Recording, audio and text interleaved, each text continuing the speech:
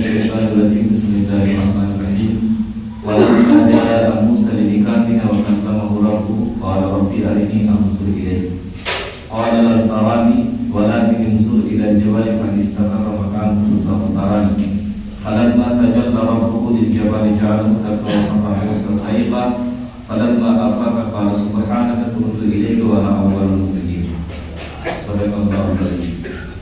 قال النبي صلى الله عليه وسلم في الحديث مفتاح الجنة الصلاة أو كما قال عليه السلام.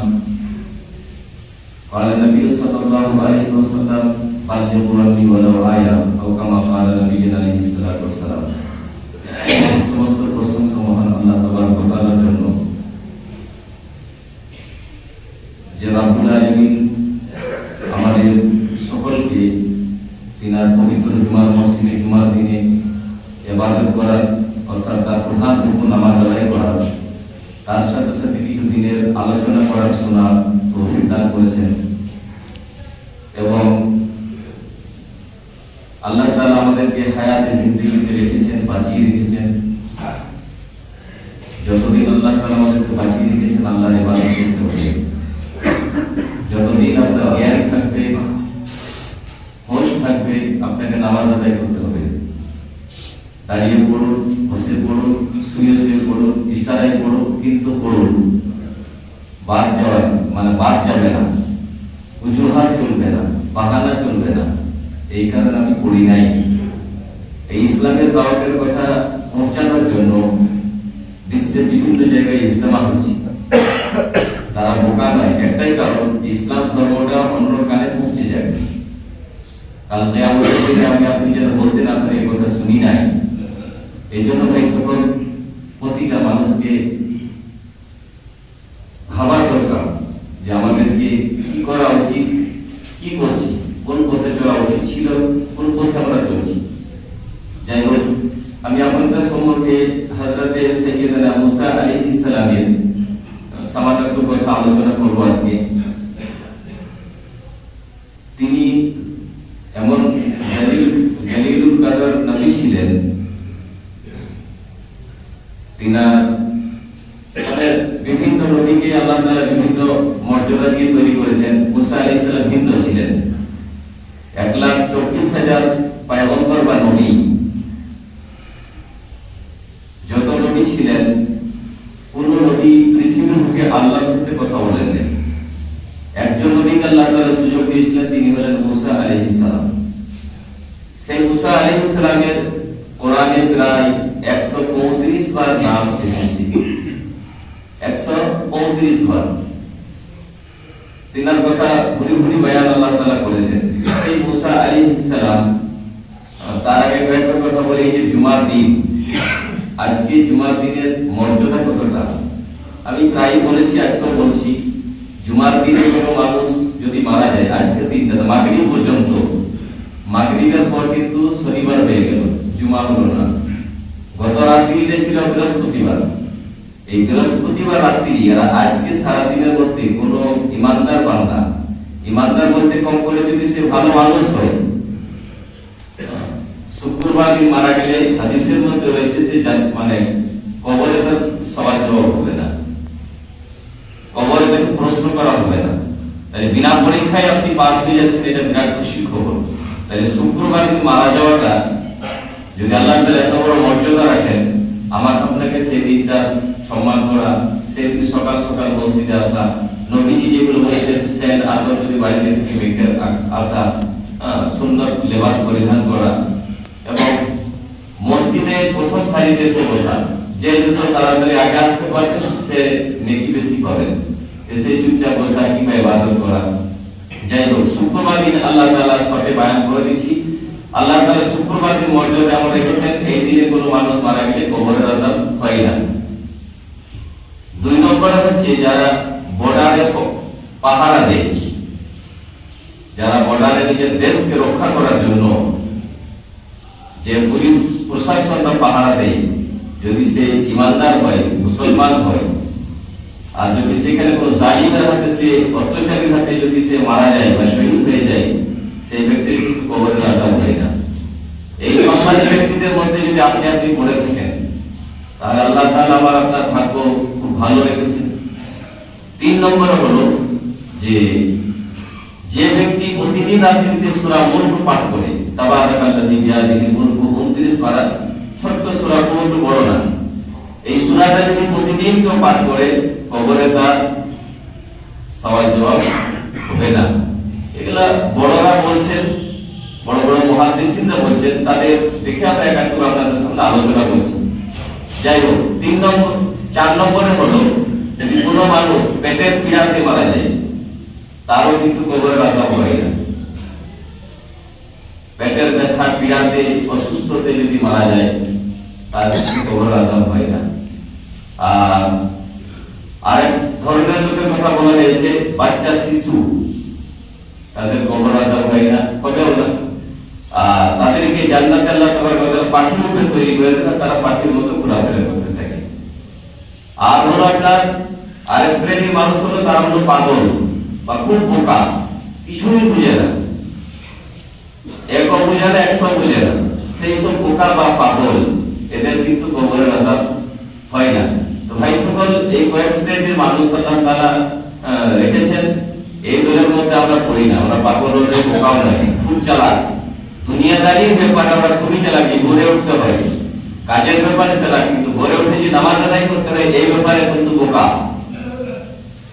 কি করে রোজগার করতে হয়, 2 টাকা 1 টাকা বলছেন না, 5 টাকা 10 টাকা বলছেন না, এই দুনিয়াদারির ব্যাপারে আপনি খুব চালাক। কোথায় পয়সা রোজগার করতে হয় এটা খুব জানেন, আপনি জানি, কিন্তু যখন ইবাদতের কথা আপনাকে বলা হয়, মনে হয় এই লোকটা খুব বোকা, কিছুই জানে না, বলে দোয়া করুন বলে জানি না, মানে ওটা স্বীকার করার সময় নেই। দুনিয়াদারি সমস্ত কিছু আছে, দোয়া করুন তো মুখস্থ করার সময় নেই।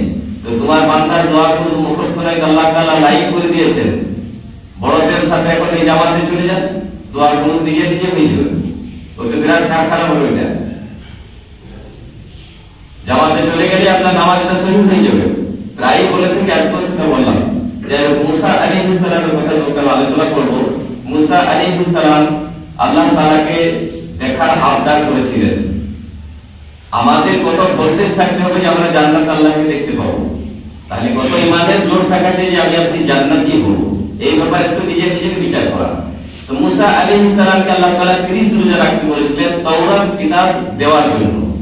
30 রোজা পূরণ করার পর তিনি ভুল করতে হোক আর অন্য কোনো কারণে হোক, তিনি একটা গাছের পাতা চিবিয়ে রোজা ভেঙেছিলেন। আল্লাহ তাআলা আবার 10টা রোজা রাখার তাকে আদেশ দেন। এটা কিন্তু কোরআনের কথা। যখন 40 রোজা পূর্ণ করে আবার তুর পাহাড়ের মধ্যে হাজির হয়, তুর পাহাড় হচ্ছে আপনার আরবের সবথেকে বড় পাহাড়। যে তুর পাহাড়ের কথা কোরআনে প্রায় 10 বার এসেছে, তুর পাহাড়ের কথা কোরআনে 10 বার এসেছে। তো মুসা আলাইহিস সালাম সেই তুর পাহাড়ে যেতেন, সবথেকে আরব দেশের বড় পাহাড়, সেই পাহাড়ের উপরে চেপে আল্লাহর সাথে কথা বলতেন। আমার আপনার আল্লাহকে দেখি না, কিন্তু আল্লাহর সাথে কথা বলি না, অথচ আল্লাহকে দেখার আমার আপনার কত যে একটা ইচ্ছা। আর যে ব্যক্তি মনে করুন আল্লাহর সাথে কথা বলছেন, মুসা আলাইহিস সালাম কথা বলছেন, তার দেখার একটা কেমন আকাঙ্ক্ষা হবে। তো আল্লাহ তাআলা কোরআনে সে কথা উল্লেখ করেছেন, ওয়ালাম্মা জা মুসা লিমিকাতিনা ওয়া কাল্লামাহু রাব্বুহু ক্বালা রাব্বি আরিনি আনজুর ইলাইক। যখন মুসা আলাইহিস সালাম 40 রোজা পূরণ করে এলেন, 40 রোজা পূরণ করার পর যখন মুসা আলাইহিস সালাম তুর পাহাড়ে দাঁড়িয়ে আছেন, তখন বললেন, আল্লাহ আপনার দিদার একবার আমাকে দেন, একবার দেখা দেন, একবার দেখতে খুব ইচ্ছা চাইছে। ওয়ালাম্মা জা মুসা লিমিকাতিনা ওয়া কাল্লামাহু রাব্বুহু ক্বালা রাব্বি আরিনি আনজুর ইলাইক, আমাকে একবার দেখা দেন। আল্লাহ তাআলা কি জবাব দিয়েছেন, ক্বালা লা তারানি, আমাকে দেখা তোমার সম্ভব নয়, তুমি কোশ্চেন কালো আমাকে দেখতে পাবে না। ক্বালা লা তারানি, কখনো দেখতে পাবে না, যতই চেষ্টা করো, কারণ ওর চোখ আলাদা হতে হবে। ওয়ালাকিন ইনজুর ইলা জাবালি ফা ইসতাকারা মাকানাহু ফাসাউফা তারানি, আল্লাহ তাআলা একটা পয়েন্ট বলে দিলেন যে তুর পাহাড়ে আমি তাজাল্লি দেব, যদি পারো দেখতে তাহলে দেখতে পাবে, পারো দেখতে পাবে, নচেত দেখতে পাবে না। তো মুসা আলাইহিস সালাম খুব চিন্তাধারা করার পর বললেন, আল্লাহ না আমি দেখব। বলে দেখো, এটা কোনো সাধারণ কথা নয়, আমি আর সাজিদ থেকে আমার পৃথিবীর বুকে যখন আমার আলো পড়বে, আমার নূরের তাজাল্লি পড়বে, সেই জায়গাটা কিন্তু আর জায়গা থাকবে না। আর তোমাকে যদি আমি ডাইরেক্ট দেখাচ্ছি তাহলে তুমি দুনিয়াতে থাকবে না। কারণ আল্লাহ তাবারক ওয়া তাআলা যেটা পাওয়ার, নূরের জ্যোতির যেটা পাওয়ার, সেটা পৃথিবীর কোনো মানুষের চোখে দেখা সম্ভব না, একমাত্র জান্নাতি চোখেই দেখা সেটা সম্ভব। তাহলে জান্নাতে গেলে কত পাওয়ার হওয়া যায়, আপনার কত ইমানের ভোল্টেজ হওয়া যায় যে সে জান্নাতে আমি আপনি পৌঁছবো, তারপরে আল্লাহর সঙ্গে দিদার পাবো। সব থেকে বড় নিয়ামত আল্লাহ দিদার। জান্নাতে কোনো ফলের কথা বলা হয়নি, কোনো মাছের কথা বলা হয়নি, কোনো বাগানের কথা বলা হয়নি, ঝর্ণার কথা বলা হয়নি। সব থেকে আল্লাহর নিয়ামত হচ্ছে আপনার আল্লাহকে দেখা, আল্লাহর দিদার। জান্নাতে সবচেয়ে বড় নিয়ামত। তাহলে সেই জান্নাতে যেতে গেলে আমার আপনার ইমানের ভোল্টেজটা কত হতে হবে? মুসা আলাইহিস সালাম যিনি 40টা লোকের একাই ক্ষমতা রাখতেন, তাকে যদি আল্লাহ তাআলা বলেন যে মুসা তুমি দেখতে পাবে না আমাকে, তোমার দ্বারাই সম্ভব নয়, যদি পাহাড় দিকে থাকে ওয়ালাকিন রসুল ইলা জাবালি ফাইনিস্তাকারা মাকানাহু ফাসাফা তারানি, তাহলে তুমি দেখলে দেখতে পারো। আল্লাহ তাবারক ওয়া তাআলা যে আলো দিয়েছিলেন আরশ আজিম থেকে, আরশ আজিম কোথায় আছে ভাই আমরা সকলেই জানি, যেটা মহাশূন্য রয়েছে, তারপরে প্রথম আকাশ। প্রথম আকাশ আমরা কিন্তু জীবনেও কোনো মানুষ দেখি নাই। তারপরে মহাশূন্য, তারপরে দ্বিতীয় আকাশ, তারপর আবার এরকম মহাশূন্য, তারপরে তৃতীয় আকাশ, এরকম তৃতীয়, চতুর্থ, পঞ্চম, তারপরে 6, তারপরে সপ্তম আসমান, তার উপরে আরশ আজিম। আরশে আজিমের পরে 70,000 পর্দা, 70,000 পর্দা, 70,000 পর্দার অন্তরালে আল্লাহ তাআলা আরশে আজিমের উপরে, চেয়ারের উপরে, আরশ আজিমের উপরে বিরাজমান আছেন। তো সেইখান থেকে যদি নূরের তাজাল্লি ঝলক পৃথিবীর বুকে দেন, পৃথিবীটা ভস্ম হয়ে যাবে। এই জন্য মুসা আলাইহিস সালামকে বললেন যে খেলাটা মামুলি খেলা নয়, এটা আইপিএল নয়, এটা বিপিএল নয়, এটা তোমার মুসা, তোমার সাথে একটা গভর্নমেন্টের খেলা, আল্লাহর খেলা। অতএব এখানে ভাবনা চিন্তা করো। বলে আল্লাহ ভাবনা চিন্তা করে দেখলাম, একবার দেখবো, সমস্ত ভাবনা চিন্তা করে দেখলাম, একবার দেখবো, ইচ্ছা চাইছে খুব। বহুদিন থেকে কথা বলছি, আপনাকে দেখতে পাচ্ছি না, দেখার খুব ইচ্ছা চাইছে। বলে ভাবনা চিন্তা করার পর আল্লাহ তাবারক ওয়া তাআলা কি করলেন, আপনার সেখান থেকে তুর পাহাড় থেকে 12 মাইল প্রায় ফাঁকা করে দিলেন। ফাঁকা মানে সেখানে ছিল আপনার নানা রকমের কীট পতঙ্গ, পিঁপড়ে, আপনার ঝিঁঝি পোকা, আরো নানা রকমের আপনার যে সমস্ত পাখি আসল ছিল সমস্তকে বাইরে বার করে দিলেন। এবং 12 মাইল একবারে সব আপনার কি করে দিলেন না, অন্ধকার করে দিলেন। আর 12 মাইল দূরে আপনার পাঁচিলের মতো আল্লাহ তাবারক ওয়া তাআলা ফেরেশতাকে নাযিল করলেন যে কাউকে ঢুকতে দিও না, তারা সিকিউরিটি গার্ডের মতো আপনার চারিদিকে 12 মাইল আড়াল করে থাকবে। মুসা আলাইহিস সালাম যে তুর পাহাড়ে দাঁড়িয়ে আছেন, এইবার আল্লাহ তাবারক ওয়া তাআলা 12 মাইল দূরে একটু ঘুটঘুটে অন্ধকার করে দিলেন। তখন মুসা আলাইহিস সালাম দাঁড়িয়ে আছেন, ঘুটঘুটে অন্ধকার করে দেওয়ার পর আল্লাহ বলে দেখো এখনো কি দেখতে ইচ্ছা চাইছে? এবং খুব অন্ধকার হয়ে গেল, কেউ কোথাও নাই, পাখির আওয়াজ নেই, আপনার অন্য কোনো জীবজন্তুর আওয়াজ নাই, একবারে পুরা সাইলেন্ট জায়গাটা। বলে এখন ইচ্ছা আছে? মুসা আলাইহিস সালাম বলে হ্যাঁ ইচ্ছা আছে, দেখার আকাঙ্ক্ষা রয়েছে। বলে ইচ্ছা আছে? বললে ঠিক আছে। 12 মাইল দূরে যখন অন্ধকার করে দিলেন, আল্লাহ তাবারক ওয়া তাআলা আবার একটু আলো করলেন, আর মুসা আলাইহিস সালামের চোখগুলোকে পাওয়ার করে দিলেন, পাওয়ারওয়ালা চোখ করে দিলেন। সে চোখ যখন আসমানের দিকে আল্লাহ তাবারক ওয়া তাআলার দিকে তাকাচ্ছেন, তখন প্রথম, দ্বিতীয়, তৃতীয়, চতুর্থ, পঞ্চম, ষষ্ঠ, সপ্তম আসমান পর্যন্ত আর সাতম পর্যন্ত সবকিছু দেখতে পাচ্ছেন। মানে চোখের এত আলো বাড়িয়ে দিলেন। বলে মুসা এবার তুমি রেডি থাকো, আমার কিন্তু আলো আমি মারবো তুর পাহাড়ে, আমার কিন্তু আলো, আমার ঝলক আমি দেবো। মুফাসসিরিনরা লিখেছেন এই কড়ি আঙ্গুলের মতো, কড়ি আঙ্গুলের ডগার মতো খানসার বলা হয়, যেটাকে খানসার যেটাকে বলা হয়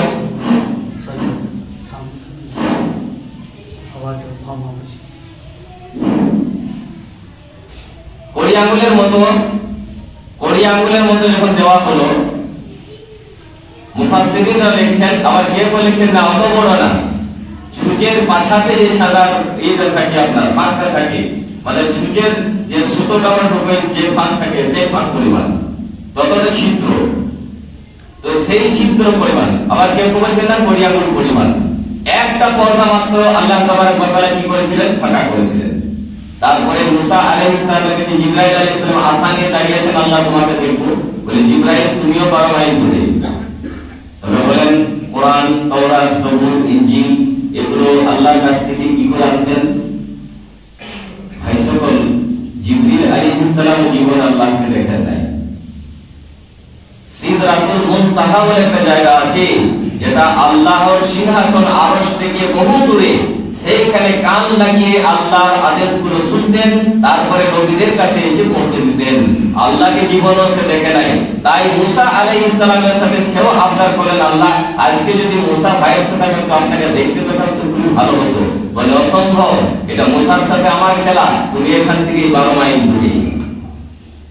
জিবরাইল আলাইহিস সালামের মতো ফেরেশতা 12 মাইল দূরে। বলে খেলা শুরু হবে? বলে আল্লাহ শুরু হবে। বলে না, এখনো হবে না। কিরামান কাতিবিন ইয়ালামুনা মা তাফআলুন, দুটি ফেরেশতা প্রতিটা মানুষের কাছে নিযুক্ত আছে। আমরা ভাবে অন্ধকারে গুনাহ করে নিলাম, কেউ দেখে নাই, মানুষকে ভুলিয়ে দিলাম, কিছু বুঝলো না। দুইজন ফেরেশতা সিকিউরিটি গার্ড আছে, গুনাহ করবেন তাও লিখছেন, নেকি করবেন তাও লিখছেন। সর্ষে পরিমাণ অন্ধকারে যদি ঘুমের পরে সুবহানাল্লাহ বলে ঠোঁট নড়ে, তাও কিরামান কাতিবিন লিখছেন। আর সামান্য পরিমাণ ফজর কাজে তো দূরে যাক, অল্প পরিমাণ যেটা মানুষ দেখতে পায় না, যেটাকে বলা হয় আপনার অল্প পরিমাণ, সেই পরিমাণ যদি আপনি গুনাহ করেন তাও কিরামান কাতিবিন লিখছেন। ফাঁক যাওয়ার কোনো ব্যাপার নেই, কোথাও ফাঁক নেই। কিরামান কাতিবিনকে 12 মাইল দূরে। তারপরে আল্লাহ তাবারাক ওয়া তাআলা ফালাম্মা তাজাল্লা রাব্বুহু লিল জাবালি জাআলাহু দাক্কা ওয়া খাররা সাইদা মুসা সাইফা। আল্লাহ তাবারাক ওয়া তাআলা বলে রেডি? বলে হ্যাঁ রেডি। তখন এই পরিমাণ পরিমাণ একটা পর্দা ফাঁক করে, একটা পর্দা ছিদ্র করে, ফালাম্মা তাজাল্লা রাব্বুহু লিল জাবালি জাআলাহু দাক্কা ওয়া খাররা মুসা সাইফা, যখন তুর পাহাড়ের উপরে নিজের জ্যোতি দিলেন, তাজাল্লি দিলেন, তুর পাহাড়টা ধূলিসাৎ হয়ে গেল আর মুসা আলাইহিস সালাম বেহুশ হয়ে গেলেন। খাররা মুসা সাইফা ফালাম্মা আফাকা ক্বালা সুবহানাকা তুবতু ইলাইকা ওয়া আনা আউয়ালুল মুমিনিন। মুসা আলাইহিস সালামের যখন হুঁশ এলো, জ্ঞানে ফিরে এলেন, যখন জ্ঞান হলো, বলে আল্লাহ সমস্ত শ্রদ্ধা তোমার জন্য, তুমি পাক, তুমি পবিত্র, সারা পৃথিবীর সর্বপ্রথম আমি তওবা করছি এবং আপনার উপর ঈমান আনছি, আর দেখার আগে আকাঙ্ক্ষা করব না। ভাই সকল, মুসা নবী আলাইহিস সালামের যদি এই অবস্থা হয়ে থাকে, আমার আপনার কতটা ভোল্টেজ, কতটা পাওয়ার থাকা চাই যে জান্নাতে গিয়ে আল্লাহকে দেখবেন? বলুন, কতটা ফজরের পাবন্দি হওয়া চাই, কতটা আল্লাহর কাছে কান্না করা চাই, কতটা মা বাবার সম্মান করা চাই, কতটা হারাম থেকে বাঁচতে হবে। দুঃখের বিষয়, যারা সব থেকে জ্ঞানী ভাবছেন যে হাদিস সাহেব ঢুকেনি, ও সাহেব ঢুকেনি, হাদিস সাহেব ঢুকেনি, আল্লাহ নবী সাল্লাল্লাহু আলাইহি ওয়াসাল্লাম দুঃখ করে বলেন জাহান্নামকে প্রজ্বলিত করা হবে, উত্তাপ করা হবে, জাহান্নামকে তেজ ধারণা হবে। কাদেরকে নিয়ে? মদখুর, সুখুর না, আলিম, মাওলানা, আলিম জ্ঞানী ব্যক্তি যারা বড় বড় ভাষণ দেয়, তাদেরকে নিয়ে জাহান্নামকে উত্তাপ করা হবে। ভাই সকল, দ্বীন ইসলামের হক যদি বুঝিয়ে দিতে মানুষকে না পারেন, তাহলে কিয়ামতে আল্লাহর কাছে তাদের জবাবদিহি হতে হবে। এই জন্য তাবলীগ যে কথাটা বলছিলাম, এটা কোনো ব্যক্তিগত কারোর স্বার্থ নয়। তাবলীগ মানে প্রত্যেকেরই জন্য জরুরি। অন্যের কানে ইসলামের কথা পৌঁছে দিন, এটা হচ্ছে আল্লাহর নবীর বাক্য। বাল্লিগু আন্নী ওয়ালাউ আয়া, যদি সামান্য পরিমাণে তোমার জানা থেকে অন্যের কানে পৌঁছে দাও, তোমার দায়িত্ব, পৌঁছে দিতেই হবে। এখানে বেরেলিয়ার আপনার আহলে হাদিস আর হানাফিয়ার মত এইসব কিছু নেই। ভাই সকল, এগুলো যাই হোক, অনেক সময় হয়ে গেল। আল্লাহ তাবারক ওয়া তাআলা আমাদেরকে নিজেকে নিয়ে আমল করার এবং অন্যের কাছে ইসলামের দাওয়াত পৌঁছে দেওয়ার তৌফিক দান করেন। ওয়া মা আলাইনা ইল্লাল বালাগ।